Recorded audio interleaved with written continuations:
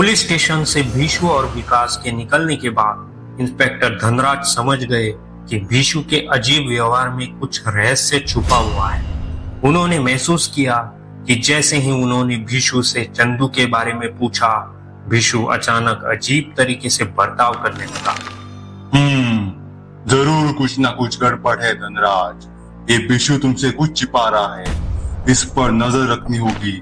Inspector Dhanraj ने खुद से कहा। उन्होंने तय किया कि वो भीशु का पीछा करेंगे और उसकी जासूसी करेंगे। उसी रात करीब 11 बजे भीशु अपने घर में था। वह बिस्तर पर लेटा हुआ था और अचानक उसे एक फोन आया। भीशु ने फोन कॉल उठाया। उसी समय एक काले कपड़ों में डकैती जैसी वेशभूषा वाला अनजान व्यक्ति भीशु के घर के आसपास मंडरा रहा था। ऐसा लग रहा था कि वो आदमी भीशु के घर का मुआयना कर रहा था ताकि वह चोरी की योजना बना सके। भीशु इस बात से अनजान था और जब वह फोन पर बात करते हुए बाहर ताजी हवा लेने के लिए निकला तो उसने कहा, जी सर, आप चिंता ना करें सर, मैंने पुलिस को चंदू के बारे में कुछ नहीं बताया। भीशु कुछ और बोलने ही वाला था कि अचानक उसे अपनी ओर किसी की परछाई महसूस हुई। उसे लगा कोई उसके पीछे खड़ा है और उसका दिल तेजी से धड़कने लगा। उसने तुरंत फोन काट दिया और तेजी से मुड़कर देखा, लेकिन वहां कोई नहीं था।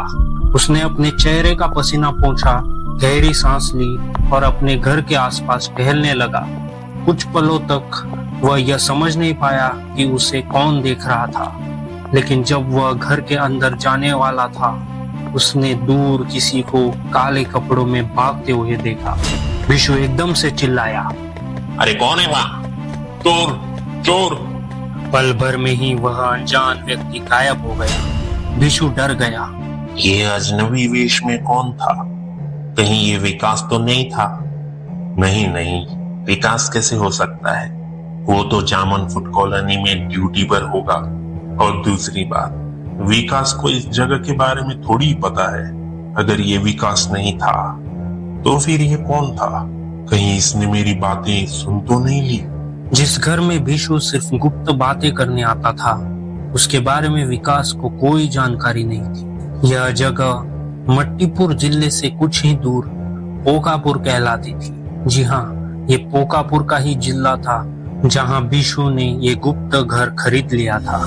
शहर में किसी को भी इस जगह के बारे में पता नहीं था और इसलिए जब उस रात उसे किसी अनजान व्यक्ति ने देखा तो भीशु बेचैन हो गया था। भीशु सिर्फ किसी से गुप्त बातें करने यहाँ आया करता था, जबकि वो विकास के साथ एक साधारण और संतोषजनक घर में रहता था। जिस घर में भीशु आया था वो एक आलीशान और उच्च स्तर की जिंदगी का प्रतीक था। भीशु ने इस बात का किसी को पता नहीं लगने दिया, यहाँ तक कि अपने अच्छे दोस्त विकास को भी नहीं बताया। भीशु के इस व्यवहार के पीछे क्या वजह थी? उसने विकास से झूठ क्यों बोला? उसने ये बड़ा घर कब खरीदा?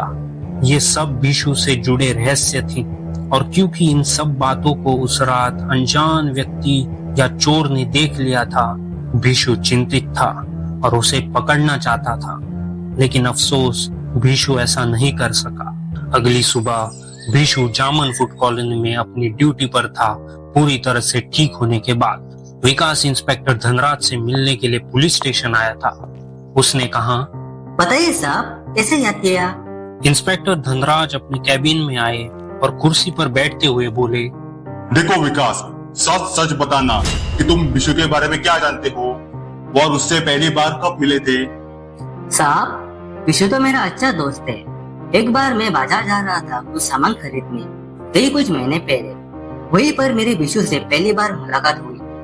उसने मुझे बताया था कि कैसे वो गरीबी में जी रहा है, कुछ पैसे कमाना चाहता है, तो इसलिए मैंने उसे जामन फूड कॉलोनी में चौकीदार की नौकरी दी और वहीं से हमारी दोस्ती हो गई।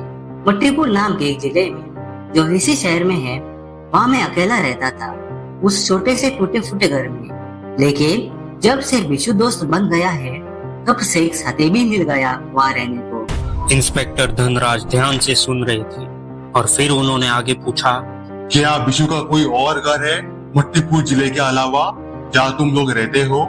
नहीं साहब, वो बेचारा तो गरीब है, फिर उसका कोई और घर होना मुझे तो बहुत मुश्किल लग रहा है। पर साहब, आप ऐसा क्यों पूछ रहे हो? इंस्पेक्टर धनराज ने गला साफ करते हुए कहा, शक तो मुझे कल ही हो गया था, लेकिन कल रात को मेरा शक सही साबित हुआ कि बिशु में कुछ न कुछ गड़बड़ है।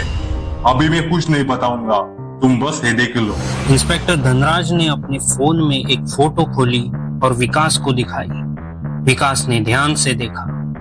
ये कुछ तस्वीरें थीं बिशु की और उसके नए घर की, जो पोकापुर जिले में थी। उस फोटो में बिशु अपनी गैलरी में खड़ा था और किसी से फोन पर बात कर रहा था। विकास को यह देखकर हैरानी हुई कि बिशु इतना बड़ा घर और बड़ा फोन लेकर खड़ा था। उसने कभी बिशु को इस तरह नहीं देखा था। विकास ने हैरानी में कहा, साहब, ये तो बिशु है। और ये इतना अमीर कब बन गया? उसके पास तो इतना बड़ा फोन नहीं था, या फिर उसने मुझे कभी बताया नहीं? साहब, इसका मतलब बिशु हमसे झूठ बोल रहा है। हे भगवान, इतने सालों में कोई दोस्त नहीं मिला, और जब मिला तो इतना बड़ा धोखेबाज मिला। अब हमें बिशु को पकड़कर लाना पड़ेगा। अब वही बताएगा चंदू और चुमचुम गैंग के बारे में। साहब, पर आपको ये बिशु की फोटो कहाँ से मिली? और वो पोकापुर जिले में उसका घर है, उसके बारे में कैसे पता चला? इंस्पेक्टर धनराज हंसते हुए बोले, हाँ विकास, मैं इंस्पेक्टर धनराज हूँ। 15 साल का अनुभव है इस नौकरी का।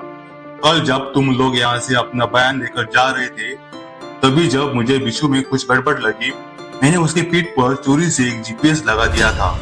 जिसके बाद मुझे पोकापुर का लोकेशन मिला। फिर मैं चोर के बेस में वहां गया, बिशु का पीछा करते करते। उस वक्त तुम ड्यूटी पर थे, इसलिए बिशु के काले चेहरे के बारे में तुम्हें पता नहीं चला। पोकापुर पहुंचकर मैंने उसका बड़ा सा घर देखा। पहले तो लगा कि वो किसी से मिलने जा रहा है, लेकिन उसके हाव भाव से यही साबित हुआ कि वो घर उसी का है। मैंने चोरी से सारी तस्वीरें ली, वो जैसे तैसे वहां से भाग आया।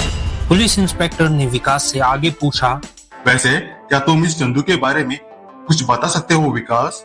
चंदू के बारे में बताना बहुत मुश्किल है साहब, क्योंकि वो हमेशा अपने फ्लैट के कमरे में ही रहता था।